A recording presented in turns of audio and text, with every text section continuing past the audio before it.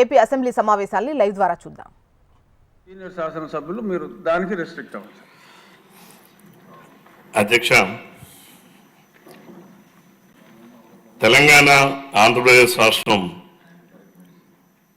రెండుగా విభజించక ముందు 16 జీవో ప్రకారం అధ్యక్ష zone, district, zone, multi zone, free zone అనేటటువంటి ఉమ్మడి రాష్ట్రంలో మనం ఆ రోజు జయాంధ్ర మూమెంట్ తర్వాత వచ్చినటువంటి అమెండ్మెంట్స్ అధ్యక్ష.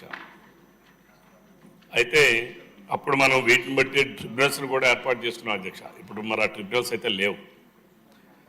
ఇప్పుడు దీంట్లో అధ్యక్ష నేను గౌరవ మంత్రి గారికి రాష్ట్రం విడిపోయి ఆంధ్రప్రదేశ్ రాష్ట్రం కొత్తగా ఏర్పడిన తర్వాత, తెలంగాణ రాష్ట్రం ఏర్పడిన తర్వాత మన ఆంధ్రప్రదేశ్ రాష్ట్రం నుంచి మూడు సార్లు అంటే 3 times ఇక్కడ పనిచేస్తున్న ఉద్యోగులు తెలంగాణకు వెళ్ళారు అధ్యక్ష.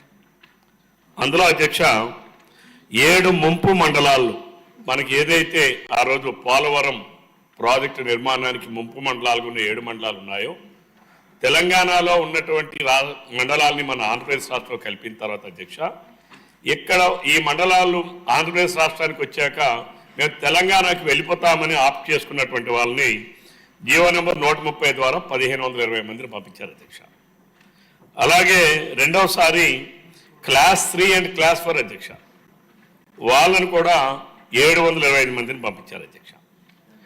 అలానే తెలంగాణ స్థానికత గల ఉద్యోగులు వీళ్ళందరూ కూడా అధ్యక్ష తెలంగాణ నేటివ్ ఆఫ్ తెలంగాణ అధ్యక్ష. ఇక్కడ ఉద్యోగుల్ని ఎవరు పంపించారంటే తెలంగాణ ప్రభుత్వం ఎవరిని తీసుకుందనంటే కేవలం ఎవరైతే తెలంగాణ నేటివ్ అయి ఉన్నారో వాళ్ళను మాత్రమే తీసుకున్నారు అధ్యక్ష.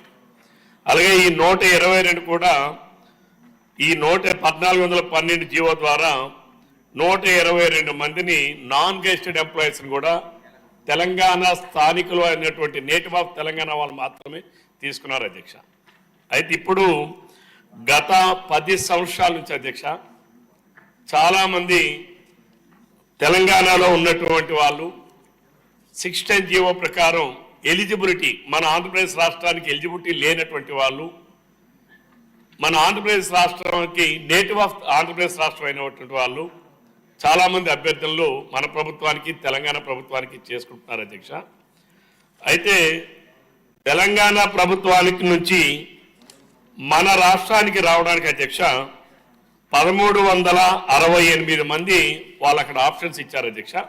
అందులో ఎక్కువగా టీచర్సు, స్కూల్ ఎడ్యుకేషన్ అధ్యక్ష, అలానే పోలీస్. స్కూల్ ఎడ్యుకేషన్లో 614 మంది, హోమ్ డిపార్ట్మెంట్ 597 మంది, వాటర్ రిసోర్స్ డిపార్ట్మెంట్ ఇరిగేషన్ 56 మంది, ఇట్లాగే అందరూ కలిపి 1365 మంది ఉన్నారు అధ్యక్ష.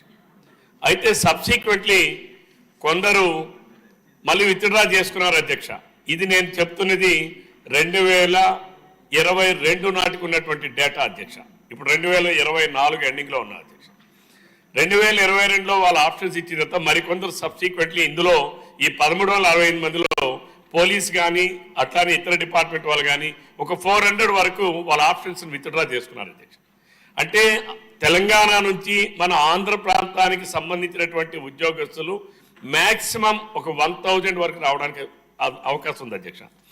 అయితే ఇక్కడ మన ఆంధ్రప్రదేశ్ రాష్ట్రం నుంచి తెలంగాణకి వెళ్ళడానికి ఆప్ట్ చేసుకున్నటువంటి వాళ్ళు అధ్యక్ష 1914 మంది ఉన్నారు అధ్యక్ష.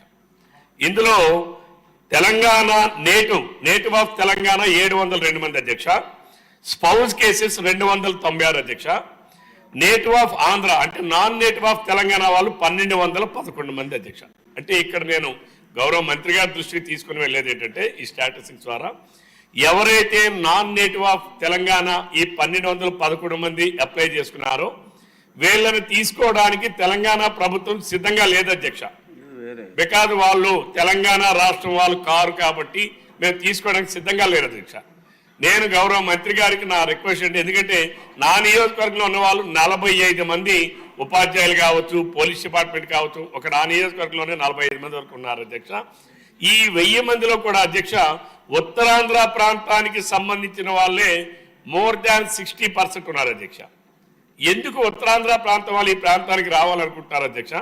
ఉత్తరాంధ్రలో ఉన్నటువంటి 26 వెనుకబడిన తరగతుల కులాలు ఏవైతే ఉన్నాయో ఆ కులాలని తెలంగాణ రాష్ట్రం ఏర్పడిన తర్వాత ఆ కులాలన్నీ కూడా ఇక్కడ ఓసీలుగా ఓపెన్ కేటగిరీగా మార్చేశారు అధ్యక్ష. రిజర్వేషన్ అవకాశాలు లేవు అధ్యక్ష.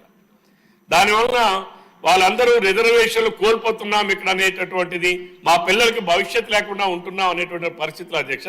వాళ్ళందరూ ఎక్కువ మంది ఇక్కడికి మన ఆంధ్ర ప్రాంతానికి ఆంధ్రప్రదేశ్ రాష్ట్రానికి రావడానికి ఆప్ట్ చేసుకున్నారు. ప్రభుత్వం హ్యుమానిటీతో నా రిక్వెస్ట్ అండ్ సూచన ఏంటంటే నాన్ నేటివ్ ఆఫ్ తెలంగాణ వాళ్ళని కాకుండా రెస్ట్రిక్ట్ అవ్వండి సార్. సూచన కాకుండా మీకు తెలిసిందంతా చెప్తున్నారు. మంత్రి గారి వద్ద నుంచి మీకు ఏం నేను అదే అడుగుతున్నాను అధ్యక్ష. నాన్ నేటివ్ ఆఫ్ తెలంగాణ వాళ్ళని మీరు పంపించకుండా, ఎందుకంటే గతంలో 3 సార్లు కూడా ఓన్లీ నేటివ్ ఆఫ్ తెలంగాణ వాళ్ళు మాత్రమే వాళ్ళు తీసుకున్నారు కాబట్టి నాన్ నేటివ్ ఆఫ్ తెలంగాణ వాళ్ళ ఆప్షన్స్ మీరు పంపించకుండా native of Telangana and spouse cases, mutual cases మీరు పంపిస్తే సేమ్ ఇక్కడ నుంచి ఒక 1000 మంది వెళ్తే అధ్యక్ష, అక్కడి నుంచి కూడా రావడానికి 1000 మందికి అవకాశం ఉంటుంది అధ్యక్ష. దయచేసి మీరు ఆ రకమైనటువంటి చర్యలు తీసుకోవడానికి ప్రభుత్వం సిద్ధంగా ఉందా?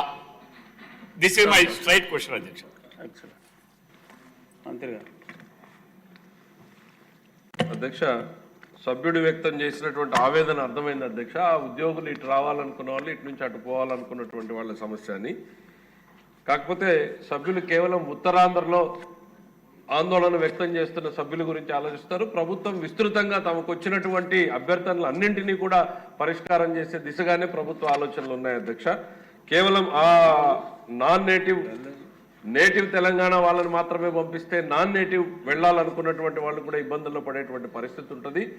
ఏది ఏమైనా కూడా ఈ ప్రభుత్వం వచ్చిన తర్వాత గౌరవ ముఖ్యమంత్రి చంద్రబాబు నాయుడు గారు చొరవ తీసుకుని పక్క రాష్ట్రమైనటువంటి తెలంగాణతో చర్చల్ని ప్రారంభించడం, ఆయనే స్వచ్ఛందంగా వెళ్ళి మనం కలవాలి అనేటువంటి ఒక తొలి అడుగు వేయటం, దాని తర్వాత 2 రాష్ట్రాలు సమస్యల్ని పరిష్కారం చేసుకోవడం కోసం 2 కమిటీలు వేసుకోవడం జరిగింది అధ్యక్ష.